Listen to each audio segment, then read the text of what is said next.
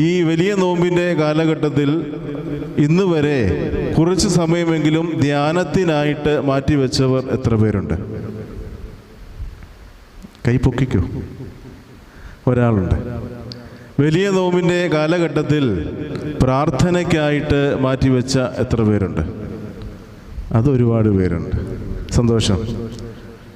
ദൈവസന്നിധിയിൽ വിശുദ്ധ ഗ്രന്ഥം വായിച്ചും ധ്യാനിച്ചും അതുപോലെ തന്നെ അതിനൊക്കെ ഉപരിയായി പ്രാർത്ഥിച്ചും ഇരിക്കുമ്പോഴാണ് ദൈവസന്നിധിയിൽ വിശുദ്ധമായിരിക്കുന്ന നോമ്പിൻ്റെ ക്രമീകരണങ്ങൾ പൂർത്തീകരിക്കുന്നത് എന്ന് നാം ചിന്തിക്കണം.